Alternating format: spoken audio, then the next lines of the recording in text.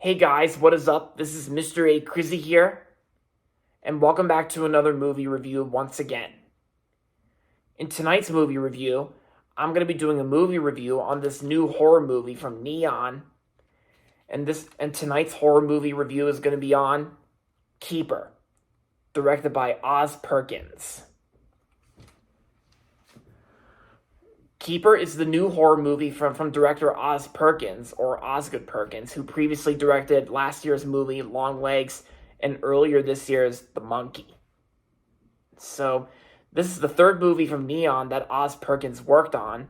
And so, the basic story on what this movie's about, like Keeper, it's basically about like a wife and a boyfriend that goes to visit this cabin in the woods, like this whole cabin. And so, and of course, the two basically go to visit this cabin for like a month. They were planning on doing that, but then once the boyfriend leaves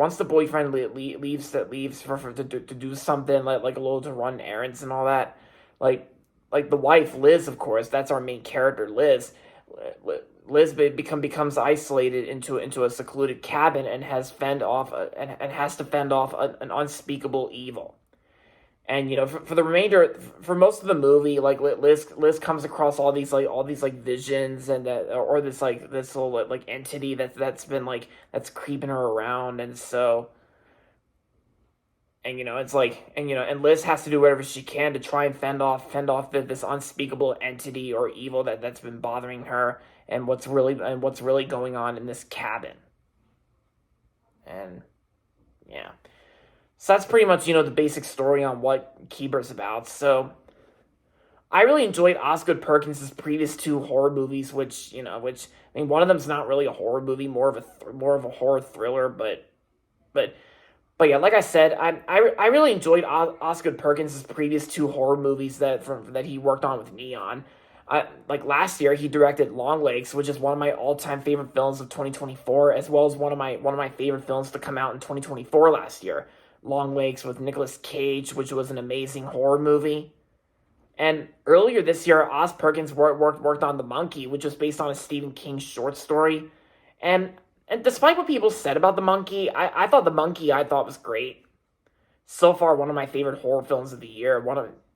That's pretty much all I can think of for my top 10 favorite horror films to come out this year. But yeah, Longlegs and The Monkey were really good, but they were great. I liked both of them. Saw them both in theaters. And so, when I first heard about Oz Perkins making his third movie with Neon, that actually just came out today. Well, technically, I actually saw this movie today. It came out yesterday, but yeah, whatever. Because I don't think I saw a single trailer for this movie, because I only saw posters of this film, and I never watched a trailer for this movie because it's like I never got trailers for this movie when I went to see other films in theaters. But yeah, like even after seeing this movie, I know this movie has really been getting mixed reviews from critics. So at first it started off in the 60s on Rotten Tomatoes, but then the score went down to like 50s, like 51%. And I know this movie has really been getting mixed reviews, and people have been saying it's not as good as Longlegs or The Monkey. But as for me, I kind of liked it for what it is. I thought it was great in my opinion. Although I will admit, it's not as good as Osgood Perkins' previous two movies. Like, it's not as good as the first two that he directed. I still liked it for what it is. I thought it was an interesting horror movie from Oz Perkins, and I thought it was great for what it is. But I think when it comes to the story in this movie, the story itself does have a good concept. And although I will say the way the styles and visuals look in this film, like the way the visions look during like the entities here and there, this entity thing or something like that, it's because I think the way the visuals are handled out, the visuals itself kind of does feel kind of weird. Because yeah, because I think when we get to the vision parts, like the vision parts do look a little weird. Because I know sometimes this movie can get pretty disturbing. Kind of like The Monkey, because the monkey did have some disturbing elements, and I know this movie did have its disturbing elements as well. Even though it's pretty much not played out as it was in The Monkey or Longlegs, whatever. But I still think this was a great movie. Although I will admit it's not considered to be like one of my all time one of my top 10 favorite horror movies of the year. Because I've seen better horror films to come out this year, like Weapons and Final Destination Bloodlines, and yeah, I've seen better horror films to come out this year than this. But like I said, I still think it's a great movie because I do appreciate Oz Perkins, like the way he directs this movie. He does an okay job directing this movie. Like he does a pretty good job directing it. Like his directorial efforts are worked well. And I gotta say, the performances, on the other hand, like I think the performances I thought were pretty good. I thought the woman who plays our lead character, like Liz, I thought she did pretty good in the film. And yeah, and there's not really that much people in this movie, but the acting itself is good. Like let's just say the acting's not bad, at least. And yeah, and I will say, the last act itself was kind of, because I kind of feel like when I was watching this movie on the big screen, since I was the only person in the auditorium by myself, like, because I think when it comes to like the last act of this movie, like the way this movie ends, it kind of felt like the ending itself felt like it dragged way too long.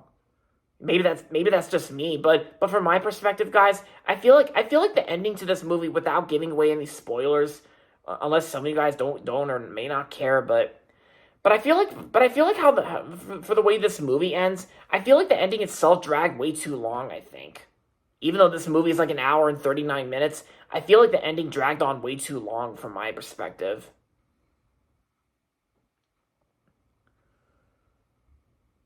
But there were some things there were some things I really liked about it, because I think like the first half of this movie, it was good and all, and it's just great.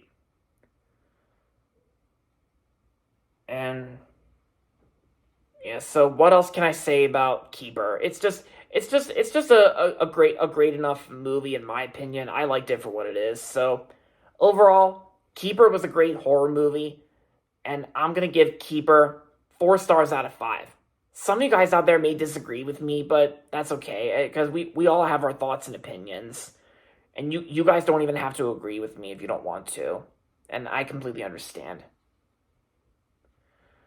But yeah, so if you enjoyed Oscar Perkins' previous two horror movies, The Monkey and Longlegs, and if you're interested in checking out this movie if it's playing at a theater near you, I recommend giving it a watch. Or unless if you want to go see like The Running Man or Now You See Me, Now You Don't, which I never saw the first two Now You See Me movies, so I got no opinion. I don't really care.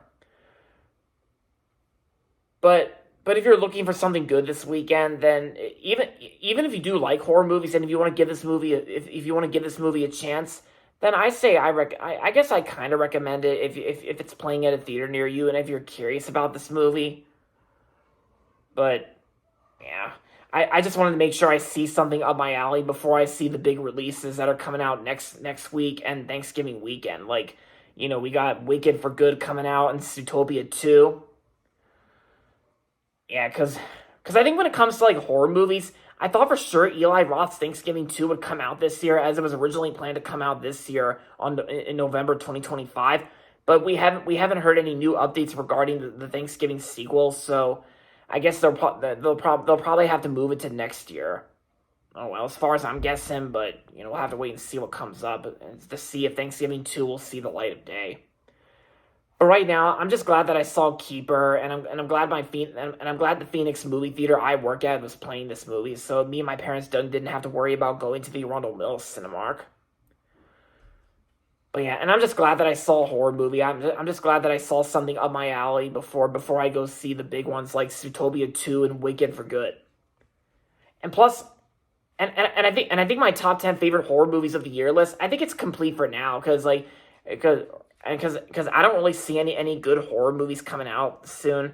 I mean, Five Nights at Freddy's 2 is coming out in December, but that movie's probably not going to make it into my top 10 favorite horror movies of the year. So I will say though, my top 10 favorite horror movies of 2025, it's complete. So yeah, for me. So yeah, but I'll still see Five Nights at Freddy's 2 since I like the first movie. So I'll probably have to wait and see what comes up. So after Zootopia 2 comes out. So yeah. And of course, the trailers I got before Keeper include 4 trailers. Yeah, so 3 of them were horror movies, while one of them one of the second trailer that played, it reminded me of Downton Abbey from Bleecker Street. But the 3 previews I saw before the movie include Psycho Killer, which is actually this new horror movie with Georgina Campbell, the girl from Barbarian. So I might see Psycho Killer. I might see it, but I'll look into it. And the last 2 horror movie trailers that played before this movie, Keeper, were 20 Years Later, The Bone Temple, which I liked. I really enjoyed 20 Years Later, so I'll try to look into seeing the second one that comes out in January. Yeah, the Bone Temple. And of course the last trailer is, obviously I just said it, Five Nights at Freddy's 2. But yeah, so Keeper, it's a great movie regardless, and it does have its flaws here and there, but in my opinion, I liked Keeper for what it is. But like I said, not as good as The Monkey or Longlegs, but it's great for what it is in my opinion. I enjoyed it. And there you have it, guys. That's going to be it for my movie review on Keeper, and that's going to be it for this review. Hope you guys liked it, and with that being said, thanks for watching as always, and if you're not subscribed yet, don't forget to subscribe if you haven't yet, and also make sure to like this video as well. With that being said, until next time, this is Mr. A. Crizzy saying, goodbye everybody, and that's about it.